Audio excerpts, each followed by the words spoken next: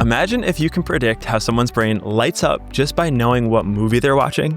Well, Meta's new AI model is kind of doing exactly that. So in this episode, we're going to dive into how Meta's AI team just won a big brain modeling challenge by building a model that can literally take a movie's video, audio, and text, and then predict exactly how your brain would respond if you watched it. It's not mind reading, but it's close, and it's a fascinating glimpse into how AI is learning to understand our brains from the outside looking in. So this is really interesting. I read the report. I went through the paper. Ijaz, it's pretty cool. Walk us through it. What happened here? Yeah, so this was the kind of equivalent of a science competition, but for like the best tech companies in the world, and Meta just won it. The invention that they made is, as you said, it's kind of like this brain scan AI model. But what's cool about it is it can predict whether you are going to like a movie or a video, or whether you're going to hate it. And it's not just the entire video, it's different scenes of the video. It's maybe a certain actor or a certain kind of illusion or whatever that might be. And the reason why this is so cool is just imagine a world where you could get like kind of personalized content. Imagine like a personalized Netflix that you watch every day, Josh. But instead of you kind of being bored by the same plot lines or the same twists, you are just constantly surprised. But if your friend came over and watched the exact same show, they would see something completely different, right? What I thought was like astounding by this is not just like the effects that it has on content, but also how the model works, right? So it's a 1 billion parameter model. And if anyone has ever listened to this show before, you know that that is minuscule compared to any of the models that we typically talk about. We typically talk about like trillion parameter models. So 1 billion is greatly small, but what is cool about this is it's multimodal. So we're not just talking about like an LLM here that kind of ingests words and characters and spits out words to you itself. It's ingesting images, it's playing through video, it's ingesting audio, and it's compiling all of that in a really tiny model and figuring out like what you're going to think of, how you're going to react to things. I just think that's awesome. Yeah. Okay. So let's explain what's happening here. So they won the global competition. It's called Algonauts, and there was 260 teams that all competed. Meta won. And for people who aren't familiar, like I was, Algonauts, apparently there is an Olympics for brain modeling, which I didn't know. And that's what this Algonauts competition is like. And the challenge was to predict the real fMRI brain responses from what someone is seeing, hearing, and reading on screen. So the winning model, it was called TRIBE, short for Trimodal Brain Encoder. We talk about multimodality. We'll get into this in a sec. It topped the leaderboards with a correlation score of 0.2146, which sounds small. I have no idea what but that hey, means. in brain science, like that's gold. That's what it takes. I'm not sure. So basically what it was, it's guessing how your friend will react to the movie scene. When will they laugh? When will they tear up? When will they get confused? Except instead of emotions, we're talking about these thousands of tiny little patterns in your brain's activity. So quickly getting into how this works, TRIBE, which stands for trimodal, it takes in 3 data streams. So you have video, audio, and text. The video part, it uses Meta's model called VJEPA2. The model names are always so bad. I know, but basically this fancy model that Meta makes, it's used to understand visual details. So it recognizes faces, it recognizes movement in the scenes, colors, and the different types of scenes. And it kind of understands what implications each of those traits have on your brain stimulation. And then there's a second part to this, which is audio. It uses this thing called wave-to-wave VEC2, another just like super weird model. It doesn't matter. Basically what it is it interprets the tone, it interprets pitch and sound patterns. So things like music swelling or explosions or any sound effects, it analyzes the direct impact of that audio stimulus on your brain. And then the third one is text. And that uses a model that we're very familiar with called Llama 3.2. That's their open source model, actually, so anybody can go and use that. And what it does is it processes the dialogue and the captions, and it takes the implications of what that means and then how that would impact your brain. So you could kind of think of it like 3 detectives. They're each kind of investigating from a different angle. We have the sight and sound, and then we have the script, and they're pulling all the clues together before like making a call on what they think you will feel. And they even trained it to handle missing data. So if there's no transcript, for example, it can still predict brain activity just by using sound and vision and by transcoding the voice in real time to create the transcript and feed that into the model. So it's this really impressive like trimodal thing that they managed to pull off. And I mean, of course, Meta wins. I would imagine of the 260 teams, they are they're the most well capitalized by like a couple orders of magnitude, but it's still really impressive what they managed to pull off. So what does this mean? To me, this is really cool. I am a big fan of the collapsing of the difference or the distance between the brain and the actual input and output of a computer. And if we can start to not read it, because this isn't mind reading, but if we could start to anticipate it, if we can start to understand the impulses and I guess transcribe that into data, that to me seems super interesting, because we're going to talk about a wrist device that they announced a little earlier. But the first time I saw this really was with the Apple Watch, where just by kind of like the action of moving your fingers will actually trigger an impulse on your device. And it feels like it's reading your mind, even though it's not really, it's just taking a good guess. And I think when it comes to how we interact with computers, how it comes to how we engage with content, the fact that a model can predict what type of content is going to most likely stimulate us, it seems like something that is really exciting in the sense that it can create the most compelling content in the world, and also really frightening in the sense that, well, if you have TikTok on this and it understands all the impulses from your brain, exactly how to optimize it for you, well, you can get some pretty amazingly addictive content. So to me, this is exciting for like two reasons. It's like you can get great content and you can now engage with computers even faster because they can anticipate your actions. But also it's like, hey, we can design like pretty enticing, addictive experiences because we actually know exactly how your brain works down to the audio wave. So that's kind of my take on the implications of this. Did you have any further ones? Yeah, I think of this as a double-edged sword. If I were to guess where the pinnacle of all this technology is going to end up, it's going to be a really slick brain-computer interface. So what I mean by that is we're trying to replicate human intelligence. We can't just do that by words. We need vision, we need audio, we need feeling, we need all of these kinds of things. So we're kind of like developing all these different kinds of devices. We've got robotics, we've got different kinds of AI hardware, robo-taxis, we've got different screens, cell phones, VR goggles, everything to try and emulate and simulate human intelligence. So with this new development, it's really optimistic in the sense that it's helping us get to that stage that I just described.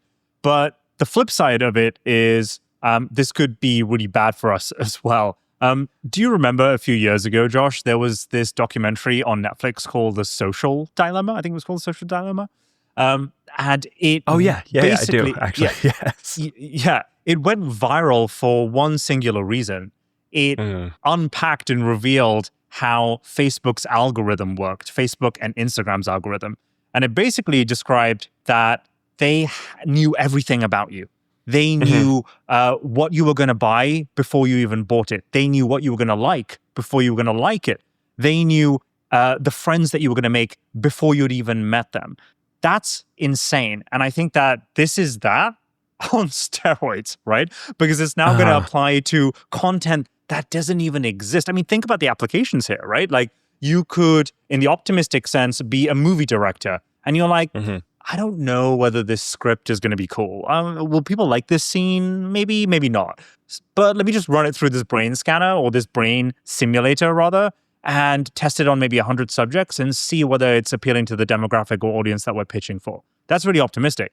But on the other side, if I am a Meta shareholder, and again, I'm LARPing as a Meta shareholder here, right? Like, and they're like, well, I want retention to go up. I want user base to go up. The best way to do that is to keep people's eyes on the screens on our apps. So if we can perfectly tailor content, if we can be the producers of content as well, right? We don't need to rely on users. Heck, we'll just use our AI models to create it ourselves and write the scripts. We then own the entire stack and the users and the retention, and we keep making money. That's my doom thesis, but yeah, that was my take. That checks out. Yeah, and we're getting like interesting takes from other people too, because there's the neuroscience camp, which this is interesting in, because I mean, it helps map which brain areas respond to language, music, visuals, and how they integrate over time. So for people who are in the brain world, this is fascinating. And AI has just unlocked a new field to look into. And then for AI researchers, well, it shows the way foundation models process information isn't random. Like it actually lines up with the way that human brains do it. And at least in some higher level reasons, which implies that like maybe we are not so different from a LLM than we thought. Like maybe we are actually just predicting next words. If we could have an AI model predict our feelings pretty consistently, then like, well, you could have an interesting conversation about AGI too. Is like, what really is the difference between the token prediction versus how our brains predict things? So that's just this weird edge case. But yeah, and then there's this other like really cool area that I was thinking of, because it was education. When you're learning things, when you're being taught things, certain lessons, certain ideas create more of a cognitive load on your brain than others. And if you're aware of exactly the amount of load that you can deliver to a brain, then you can actually optimize lessons, optimize education, even optimize working for the maximum that your brain is comfortable handling.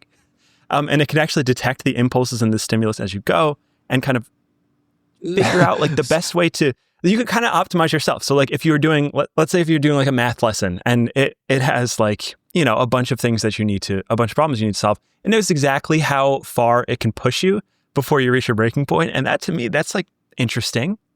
It knows not to feed me educational TikToks when I'm coming back from a night out, basically, which I think is a major unlock. The education thing is actually great. I didn't think about that. I kind of immediately thought of Chinese TikTok. You know how they say like Chinese TikTok is super educational, informative, and productive for their audience versus Western TikTok, where it's all just kind of like slop dances and entertainment. I kind of think about that immediately.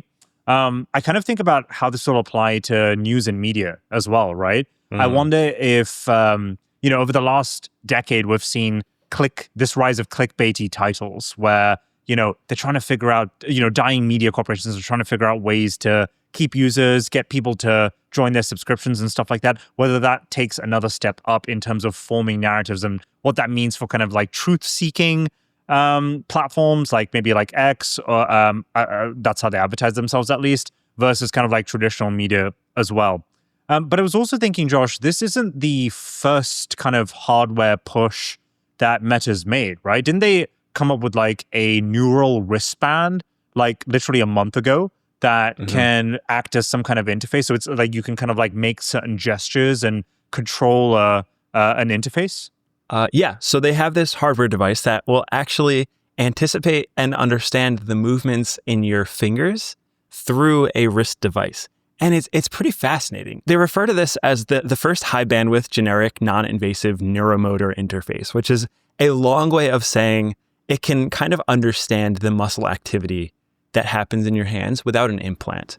And this is kind of the first time that we've seen this at the level of precision that we have. So in the past, we've had, even the Apple Watch example that I described earlier, you can kind of tap your fingers and it recognizes the muscles flexing in your arm. This will actually recognize gestures, recognize discrete inputs, recognize handwriting. And what we're seeing on screen now is a person writing by hand, and it's actually automatically dictating the words into text. And it's good up to 21 words per minute with an additional 16% boost when it's personalized to your handwriting. So like why this matters? Well, it's not the first interface of its kind, but the wristband is easy to wear, reliable, fast, and it feels like a leap forward in how we engage in human interfaces. So, in the past, we've talked about the Apple Vision Pro and just the increased adoption of spatial interactions with computing, where now we have virtual worlds, we have virtual reality, we're talking about goggles. If you are able to take away the need for a screen and using two fingers and can just place these sensors on your wrists that are much less invasive, much more natural, and also much more rich in terms of your movements. Like when you're interacting with the screen, you're tapping a single point or maybe a multi-point for multi-touch. But with the hand thing, you have all of the like free range motion of your hands. You have the angles, you have gravity, you have gyroscopes. You can really personalize how you interact with these machines.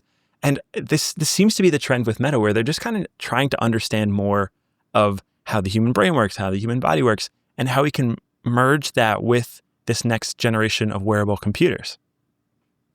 And it's not just a trend with Meta, right? We're seeing this these types of developments through a number of different companies. Originally, we had Elon Musk with Neuralink, which is basically putting a chip inside your brain, and therefore whatever you think and look at, you can kind of like access in a simple computer-like way. And then this week, we got this announcement that Sam Altman via OpenAI is funding a competitor, $250 million into this company called Merge Labs, which is basically building a Neuralink competitor. So again, another chip in the brain. And then I kind of think about how Meta's making this move with their VR glasses, and then also with their Ray-Ban glasses, so augmented reality versus VR, this wristband, this now brain simulator.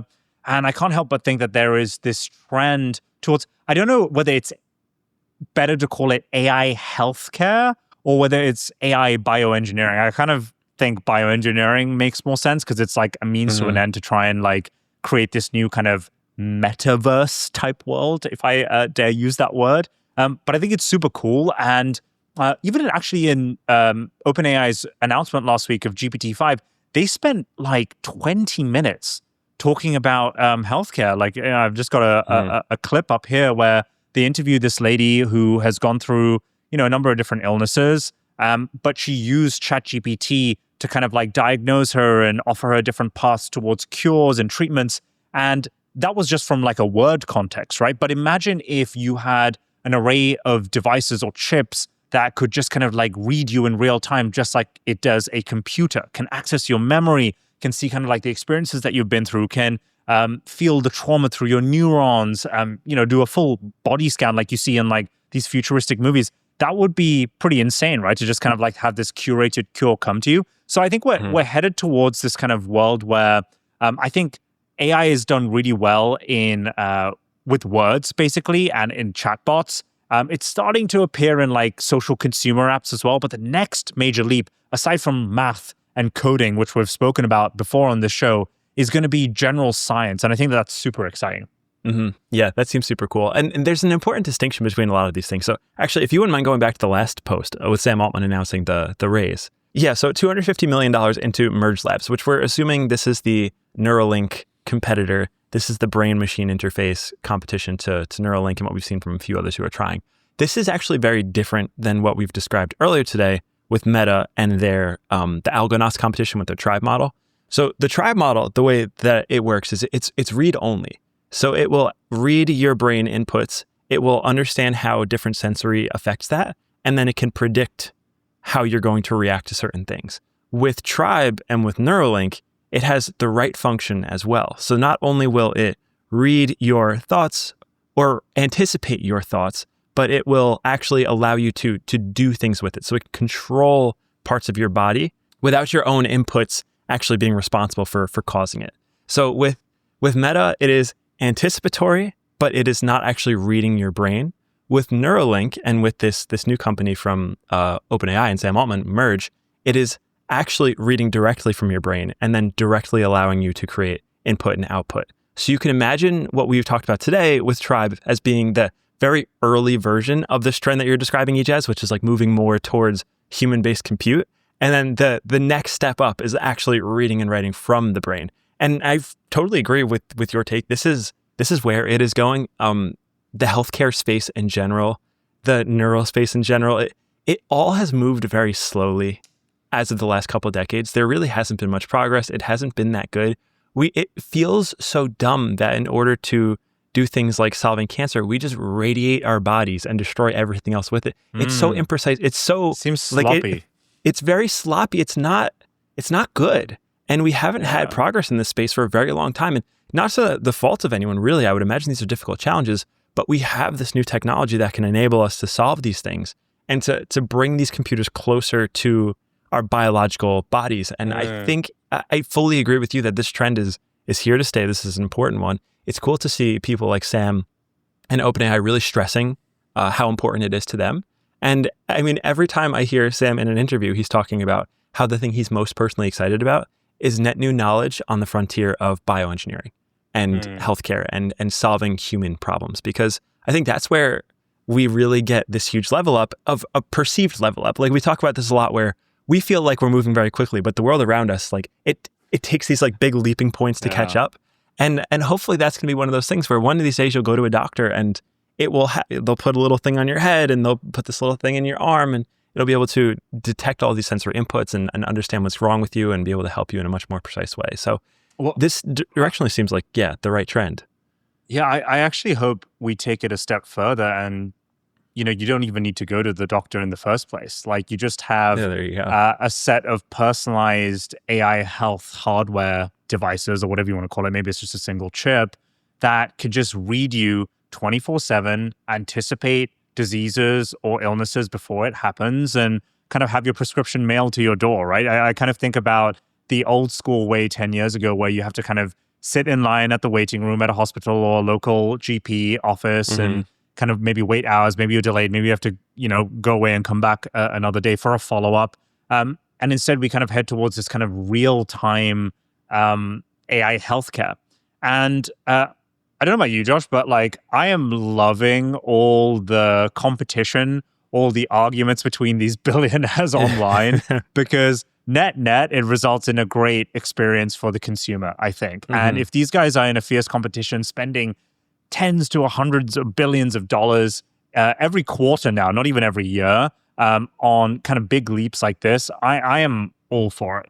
That's the amazing thing, right? Is like all of the spending we're talking about, all of these problems that these people are having to solve, all of the drama that is happening on a day-to-day basis, it's all to benefit the end user. It's all to benefit us. And for the low cost in most cases of $20 a month to get access to all of this chaotic fighting intelligence, like all direct, the smartest people in the world have been working on this single thing, and we get access to it for $20 a month. And every week it gets a little bit better and a little bit more powerful, and we get a little bit more use cases. And the real winner is just the armchair experts over here, just sitting down, watching it all unfold and paying a monthly subscription to access it to benefit our life.